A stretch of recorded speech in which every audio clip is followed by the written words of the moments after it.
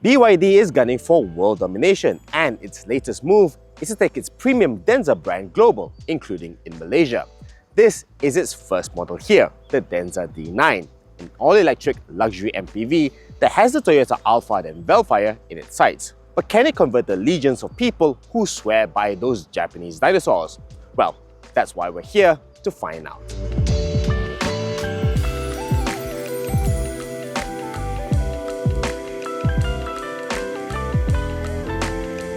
If you're getting a new eco-friendly car, RHB is offering competitive financing rates starting from as low as 2.10% per annum with RHB Green Financing.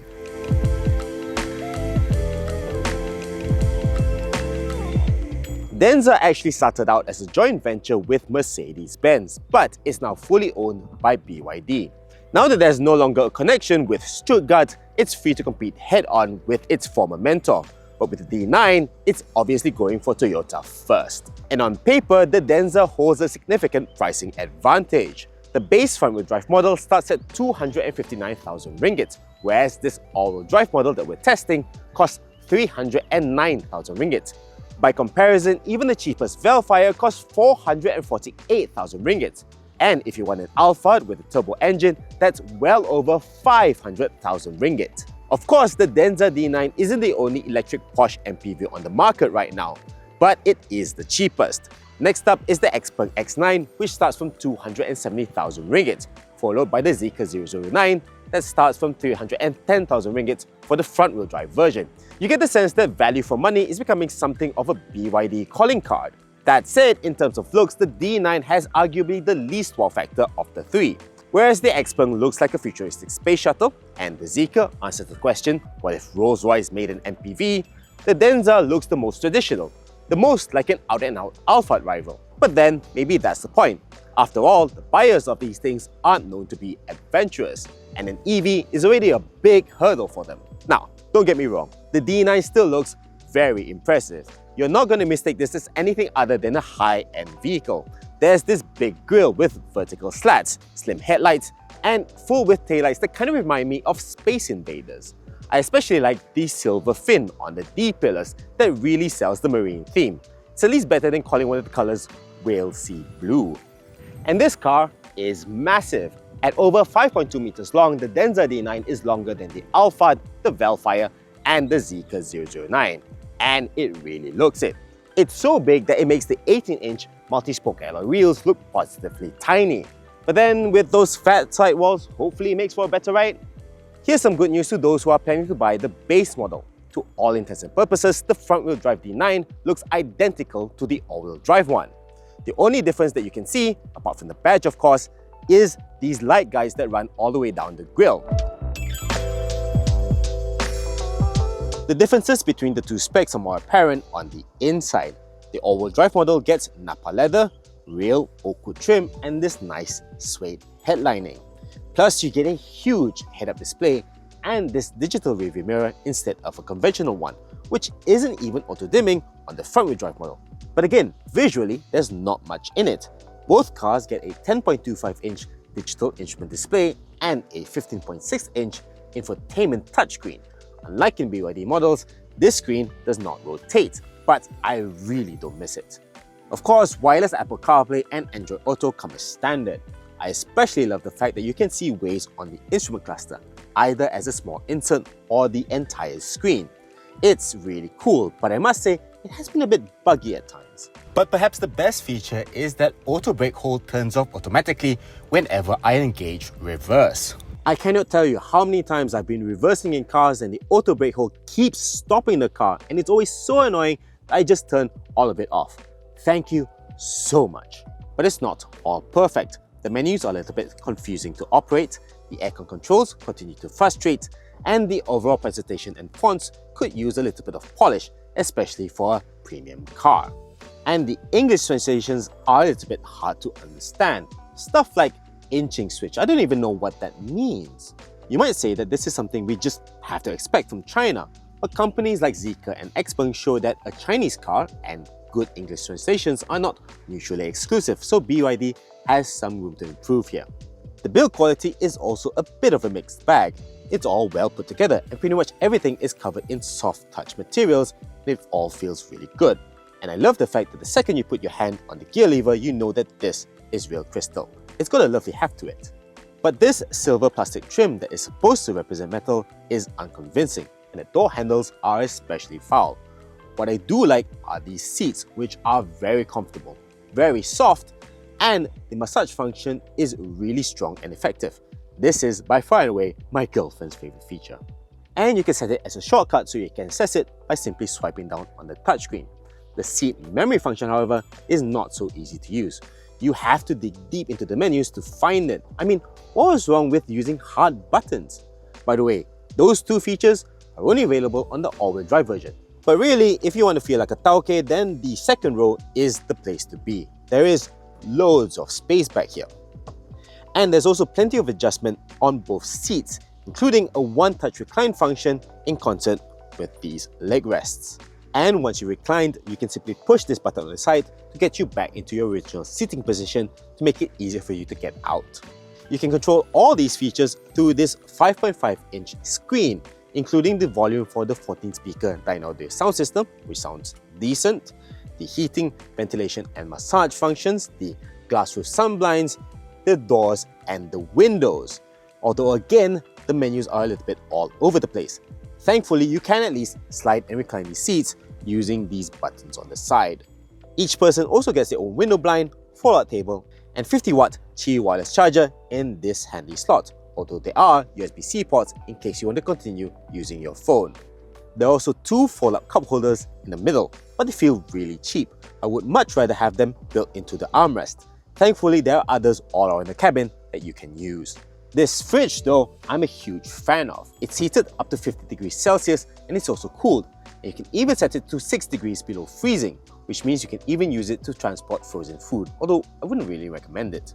But there's one big problem, and it's that this car does not have any rear monitor to speak of. You can get it in an Xpeng X9 and a Zeekr 009, but not here.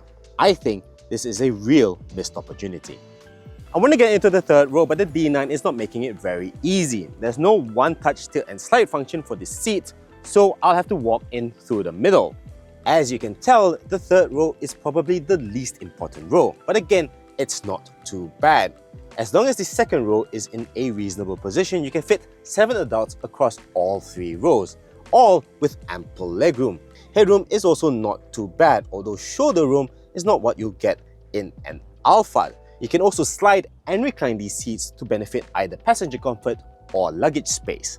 There are also no less than 4 cup holders back here, 2 on each side, plus a USB-C port each on either side, and this center armrest.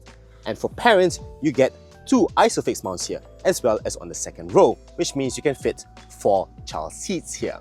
Overall, the D9 feels more spacious than the Zeekr 009, which we put down not just to the added length, but also better packaging.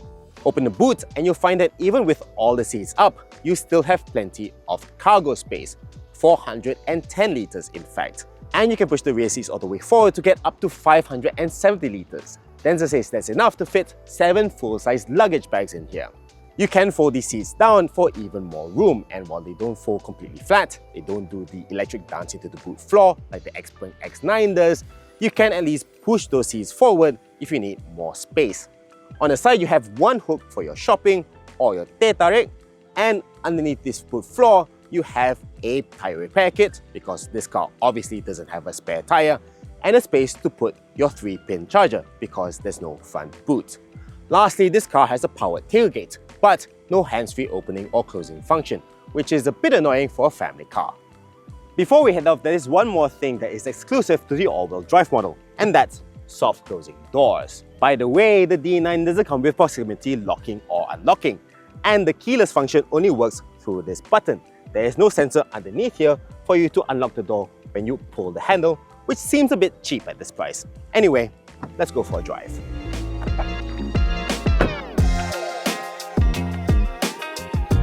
The Denza D9 comes as standard with a front motor that produces 313 PS and 360 Nm of torque. That may seem like quite a lot for an MPV, but remember, this thing weighs nearly 2.8 tons, and as a result, This car's 0 to 100 km acceleration time is quite slow by EV standards at 9.5 seconds. This all-wheel drive model adds a second, less powerful motor on the rear axle. Altogether, this thing makes 374 PS and 470 Nm of torque. And despite the curb weight also ballooning to nearly 2.9 tons, which is a lot, the Century Sprint is cut by over 2.5 seconds, taking 6.9 seconds. That still doesn't seem especially quick, and indeed, the D9 hasn't suddenly turned into a 7-seater sports car. Sure, you can simply floor the accelerator and the instant torque will get you up to speed very quickly. But the throttle response is very measured, even in sport mode. The D9 doesn't so much surge forward as it does glide. It's like you're swimming in an ocean and there's a gentle wave pushing you along. It's not fast, but it's perfect for this sort of car. This feeling of serenity is bolstered by the sheer silence inside this cabin. There's acoustic double glazed glass all the way around, which means that for the most part, there's a near total lack of road and wind noise. You'll have to be traveling at well above the national speed limit to even hear a peep of what's going on outside. It's magnificent. It's a good job you don't feel like hustling this car because the range drops pretty spectacularly when you do. This car has a massive 103.6 kWh Blade LFP battery, and the all-wheel drive model has an official range of 480 km on the WLTP cycle, 520 km for the front-wheel drive model. We've been driving this car for about a week now, and we've averaged around 22 kWh per 100 km, which would equate to a real-world range of around 450 km. That's not too bad, that's not too far off the official figure.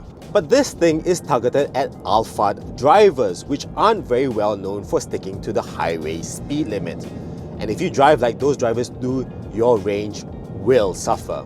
We've seen figures as high as 35 kWh per 100 km on the highway, which means you'd struggle to hit 280 km of range. That means that if you're driving to, say, Johor Bahru, you'll have to stop halfway to charge, and that's not very practical. The charging speeds of this car are decent but not amazing. The D9 supports up to 166 kilowatts of DC fast charging, taking 30 minutes to charge from 30 to 80% and recouping 150 kilometers of range with just 10 minutes of charging. It will also accept up to 11 kilowatts of AC charging, but with the battery this big, you can expect charging times to be well over 10 hours. Now, the handling is by far the least important aspect of the D9, so let's get it out of the way first. This car rides on what BYD calls DISA C adaptive dampers. They're only fitted on this all-wheel drive model, and even then, this car rolls a lot, even in sport mode. The car also pitches forward quite heavily when you're braking hard, and the steering is of course very numb, very vague, and has no feel whatsoever. And the fact that this thing has all-wheel drive doesn't seem to have helped its handling balance, because all it wants to do is understeer. You get a sense that this car has been set up for comfort and maneuverability rather than handling. And you know what? Fair enough. You don't need this thing to be a Lotus Elise on the road if it meant compromising the other two factors. I think this is a very good compromise in my book. Far more important is the ride, and here the D9 is both very good and pretty bad. First of all, this car is very soft, and in comfort mode that means you get a lot of vertical motion, especially at higher speeds. It can actually be quite nauseating. It gets a bit better in sport mode, and I'd argue this should be the default mode. Even here the car does bounce around quite a fair bit, and when you come to a stop there is this pogoing motion due to the inertia. So not a perfectly flat ride then. What you do get is this nice floaty sensation, especially when you're going at higher speeds. It's actually quite pleasant. It's a nice change from the ever sharper feel that you get in cars like BMWs these days. Over sharper bumps, it's not so serene. There is quite a bit of suspension noise coming in through the cabin, but the actual sensation itself is not too bad. You don't get that sharp hit coming through the seat of your pants. I mean, this car weighs nearly 3 tons. It doesn't so much go over bumps as it just flattens them. But at the back, where you'd expect the D9 to shine, the news isn't so great. The primary ride is fine, there's still a bit more bouncing than I would like, But the main thing is that Sport mode introduces quite a bit of vibration at the back. It's noticeable even at lower speeds, and on the highway especially, it can get pretty uncomfortable. It's as if the car is inventing bumps in the middle of a smooth road. I suspect it's because there's not quite enough damping force at the rear to control all the movement going on at the back. Maybe it's also because this is basically a big van and there's lots of big apertures in the doors and the tailgate, and that means the structure isn't quite as strong as, say, a sedans or coupes. Maybe it's because this car still has steel springs rather than air suspension that you get in the Zeekr 009 and the Xpeng X9. But it basically means that you have a choice. Do you either go with comfort mode, which calms the suspension down but is quite a bit wallowy at speed, or stick with sport mode and have better body control but this very apparent vibration? I don't know. The upshot of this though is that bosses sitting at the back, thinking that this will have the best comfort, will be in for a rude awakening, and it's particularly bad in the third row. In terms of safety, the D9 comes with all the driver assistance systems that you would expect, including intelligent cruise control, which is level 2 semi-autonomous driving. The system works well enough and it can track corners pretty well. But I have two problems with it. Number one, it leaves too much of a gap to the car in front, even in the shortest distance setting. Number two, it's not exactly smooth. It feels like it keeps stabbing at the throttle to keep you at a constant speed. The system also seems to disengage at fairly odd moments, like just on a straight. And when you activate the system, a voice comes out through the speakers. ICC activated. Why? And why does it need to pause the music when it does that? To sum up then, the Denza D9 comes perilously close to hitting all the right notes. It's got lots of road presence, it's very spacious, very practical, it's got plenty of toys, and it's exceedingly quiet on the road. But the ride really needs to be better, especially for those at the back, because this car, let's be honest, is one you want to be chauffeured in. Luxury MPVs like this one may be the executive express of choice in Malaysia these days, but clearly a Mercedes-Benz S-Class or a BMW 7 Series still gives you a better ride than this car. Then again, the D9 costs a fraction of those cars, so maybe we shouldn't be complaining too much. What I can say is that this car does need quite a bit more range, especially given its target market and the, shall I say, exuberant way they drive. All in all, the D9 just needs a few little tweaks here and there to be the perfect luxury MPV. Maybe with a facelift perhaps, who knows? So there you have it, the Denza D9, agonizingly close to class best. We'll still have to wait to try out the Xpeng X9 and the Zeekr 009 to see how they stack up. But even so, it's clear that Denza can do better, both in terms of the infotainment and especially the ride. Even so, this is still a great luxury MPV, whether you're a family man or a boss man. If you're getting a new eco-friendly car, RHB is offering competitive financing rates starting from as low as 2.10% per annum with RHB Green Financing.